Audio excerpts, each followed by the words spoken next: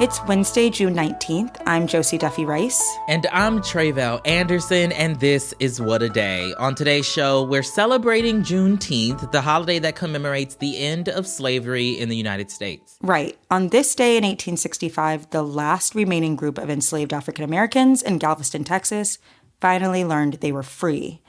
The news arrived 2 months after the end of the Civil War and more than 2 years after President Abraham Lincoln signed the Emancipation Proclamation. Now, Black Americans have been celebrating Juneteenth for more than a century, and in 2021, President Joe Biden signed legislation making it a federal holiday. And at this year's Juneteenth celebration at the White House, Biden talked about the many ways Black history is currently under attack. They're old ghosts in new garments trying to take us back. Well, there are. Taking away your freedoms, making it harder for Black people to vote or have your vote counted. Closing doors of opportunity. Attacking the values of diversity, equity, and inclusion. If you can believe it, banning books about Black experiences. Trying to erase and rewrite history. And while the president didn't explicitly call out Republicans in his speech, we know that they're the ones leading the latest charge to rewrite American history, from banning books that talk about race from schools to ending programs that promote diversity, equity, and inclusion. Right. In just the last few years, we've seen lawmakers across the country introduce hundreds of bills to ban or restrict how race and racism are taught in schools and ban DEI programs at public institutions. But we also know that there are people across the country who are working hard to preserve that history in the face of this opposition. Absolutely. And so on this Juneteenth, I wanted to spend some time talking to someone doing just that. And that's how I came across the Jack Hadley Black History Museum in Thomasville, Georgia, just a few hours southwest of you in Atlanta, Josie. Yeah, tell me more. So the museum was founded by historian and curator Jack Hadley in the 90s. Mr. Hadley just turned 88. And he spent most of his life collecting thousands of artifacts that help tell the story of Black history, particularly in America, things like newspaper clippings, vintage photos, and priceless antiques. The Jack Hadley Museum just learned it's getting a federal grant worth nearly $500,000 through a program that started under President George W. Bush to preserve and protect African American history and culture. And the Biden administration is trying to push the grant program to historic highs with an expected $6 million in this coming fiscal year. The museum plans to use the money to create audio guides and new museum exhibits for young people. It's also in the process of building an entirely new museum complex next to two historically significant structures in Thomasville. I wanted to learn a bit more, so I spoke with Mr. Hadley and the museum's executive director, Daniel Pittman, about what it means to be doing this work right now. I started by asking Mr. Hadley about how he started collecting and curating Black history artifacts, which he says began while he was stationed in Germany with the U.S. military in the 70s. In one of our tours, which was a long-term tour, which was in Germany, 1979, my son was in junior high school. Came home one day and said, Dad, the teachers don't seem to have no interest in observing Black History Week. And I could have easily told my sons, boy, get yourself outside and go play. But somehow, evidently, it spurred me to go and pull those Ebony magazines, Jet magazines, Elsa magazines, the Pittsburgh Courier paper, and cut out articles. We clipped them from that and created some poster boards. And we took a day or so, and Jim took them to school, and the teachers liked it. And so then a few days later, he went back to school. They had moved all the trophies out of the trophy case and placed his exhibit inside the trophy case so that all the kids can look at it. Well, that was the beginning of it. And so as a result of that, it spurred me to ask my squadron commander. I was in the 1st Combat Communications Squadron. My commander told me, said, Jack, go ahead on and get the young people together and y'all do an exhibit. And we made that announcement, and it was amazing what came out of those kids' room, artifacts, pictures, and stuff like that. Plus, I had started picking up a few items myself. We did exhibit on the base. It was turned out real good. Even the schools brought kids to see the exhibit. So that was very exciting. So how did you go from, starting with this little small exhibit in your son's school to eventually founding the Jack Hadley Black History Museum in Thomasville, Georgia? Once I started that, I started getting articles out of the Ebony magazines. Again, I ordered posters, large posters, prints. I would get the local paper, anything that was important. I would laminate. Didn't know anything about curating stuff to preserve it right, the right way. I would laminate my articles in the paper. Then I left Germany, got a station in Myrtle Beach, South Carolina. And there was a lack of interest, to me, in my opinion, of Black celebrating Black History Week. And in fact, it's almost a month now. So I got them involved. And so we started doing a small exhibit on the base. But then I retired from the Air Force after serving 28 years and 14 days and came back to Thomasville, Georgia, my hometown, where I was born and raised at, which is I was born on Pepper Hill Plantation. Then I opened a museum up. At that time, I went to about 1,800 pieces collecting. And it just continued to grow. People began to call from all over. What I did was, it was like an international state highway coming to Thomasville. People had a place to deposit their Black history. They know that what we was trying to do in the community. And that's where we at today.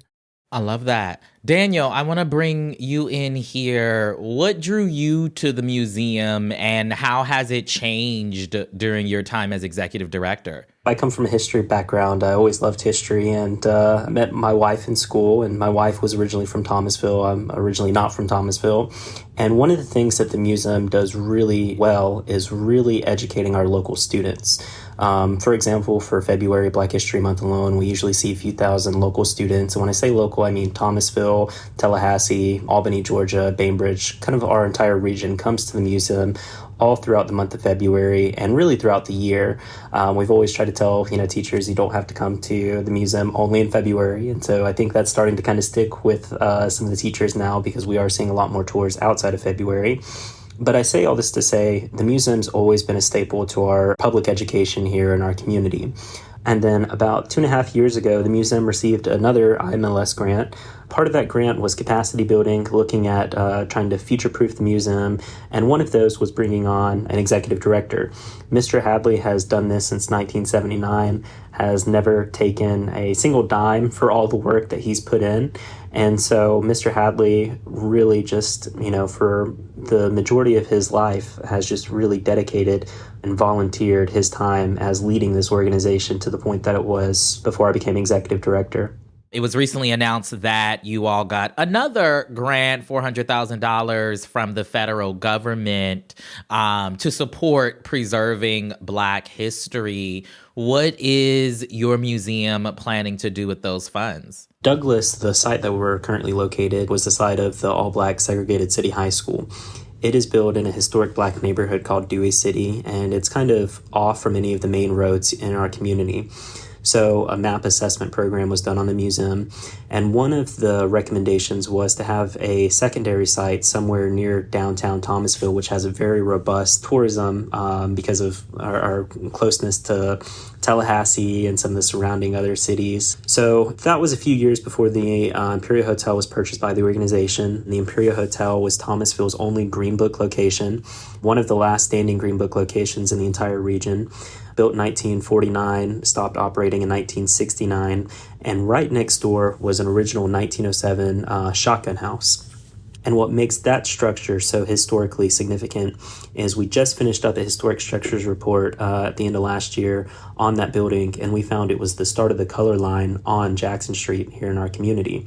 So all the other houses that were built heading towards downtown Thomasville were all white owned. So for a community to have an original Green Book location still standing, to have an original shotgun house that actually was the color line in our community is so incredible and just was such a unique opportunity for the museum to be able to purchase those two structures.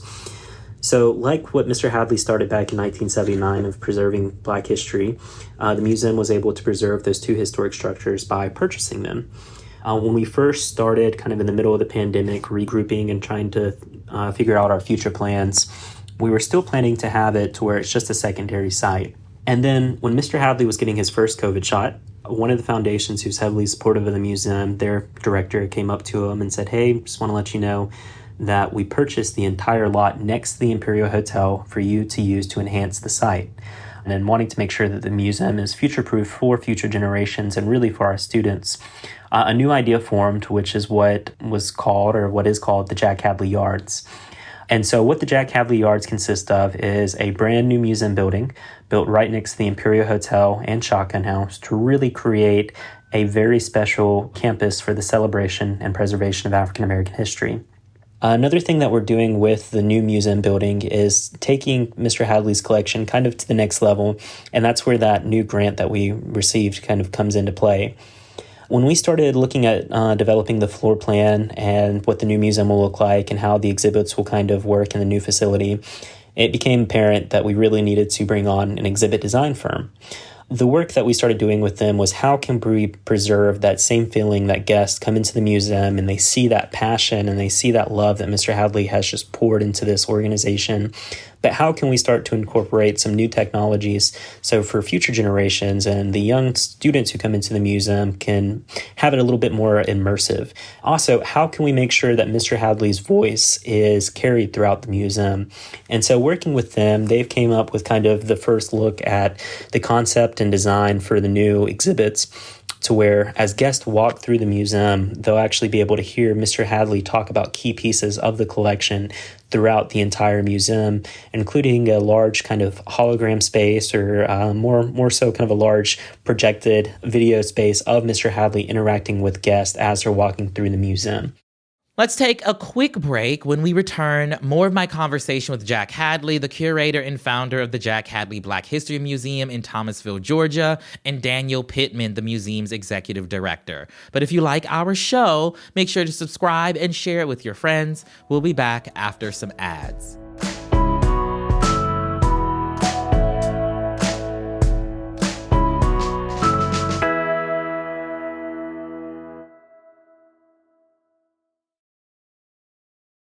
Alrighty, beautiful people, let's get back to my conversation with Mr. Jack Hadley, the curator and founder of the Jack Hadley Black History Museum in Thomasville, Georgia, and Daniel Pittman, the museum's executive director.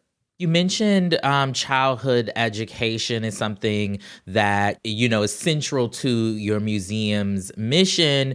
We know that there's been a widespread effort in the Republican Party, for example, to ban resources that accurately teach kids, about our country's history when it comes to slavery or racism. I'm wondering how that backlash has impacted the work that you all are doing with young people. The only reason why that I push hard to preserve this history. Blacks have always been sort of lack of trying to preserve their history. That's what I recognized when I came back here. And then I noticed that our African-American kids, brown kids, white kids, they're suffering for that. They don't have the opportunity to know this information. So I drive real hard, and that's why I'm hanging in there with Daniels and the museum to make sure the story gets told. And there's been a drop in some of the areas here that were really pushing kids through the museum, like in down Tallahassee, Florida, to come up here. But overall, there's still a hunger for them to know this history. And when I take them through and talk about the Jim Crow era and all that, their eyes pop wide open. Some kids didn't even realize what this was all about until we explain it to them. They may see an artifact there showing a black kid with the backside of it showing his behind, and they may grin at that. But then I turn around and say, okay, now you finished with that. Now look on this wall over here. And they see a man hanging from a limb being lynched. So then they politely hear the story, that it is important that they know the past, they know what the ancestors accomplished. And that's the picture that we're trying to paint to our young people. Just to kind of piggyback on what Mr. Hadley said, all of our local schools and all of our kind of South Georgia area schools, the numbers are still pretty strong, of bringing their students in. But we have heard from, and we have seen a drop off on schools from Florida. We're real close to the Florida-Georgia line here in Thomasville. And so, there's a school that me and Mr. Hadley for the past several years, me and him would always do kind of a joint program at. They would bring all of their elementary kids to, and we haven't been invited. I think this is the second year that we haven't been invited back, and so that's always really disappointing. And then there's other teachers that we hear from who say, well, I don't care what's going on with the state. I think it's important that my students hear this history, and I think it's important that we come to the museum, despite the fact that, they are, in some of these Florida communities. So there's definitely been a decrease in seeing some of those Florida schools, especially after the pandemic, coming into the museum. But what is encouraging is the schools, like I said, in South Georgia, and the teachers that we interact with on a daily basis, they want to make sure that their kids are coming through the museum, coming from, kindergarten all the way up to high school. Even colleges, we have groups of college students who come to the museum on recommendation of their professors, and it's so that they can get this history, make sure that they are learning and seeing this history alive on the walls. So it's just important to make sure that this history is preserved, so students, whether they're in kindergarten now or 30 years from now, new kindergartners or first graders can come and see this history preserved on a location and hear all of these incredible stories that are on the walls. I just want to say this. I was born and raised on a plantation. My dad worked at Pepper Hill Plantation for 53 years, raising all 14 kids there. And even though I grew up I started school on the plantation in a 2-room school. What I like to share here is that it's a situation where that I know that I didn't get all the history that I should have been taught, even though I was in a black high school, elementary school, high school, but what is available today back in those days. So that's why I feel it's important that we share this information.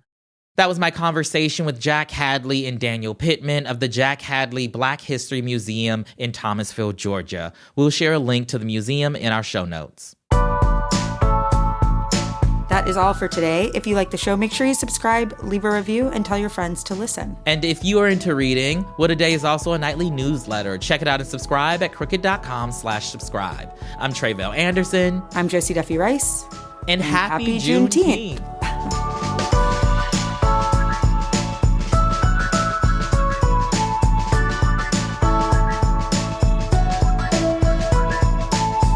What a Day is a production of Crooked Media. It's recorded and mixed by Bill Lance. Our associate producers are Raven Yamamoto and Natalie Bettendorf. We had production help today from Ethan Oberman, Michelle Alloy, Greg Walters, and Julia Clare. Our showrunner is Erica Morrison, and our executive producer is Adrian Hill. Our theme music is by Colin Gilliard and Kashaka.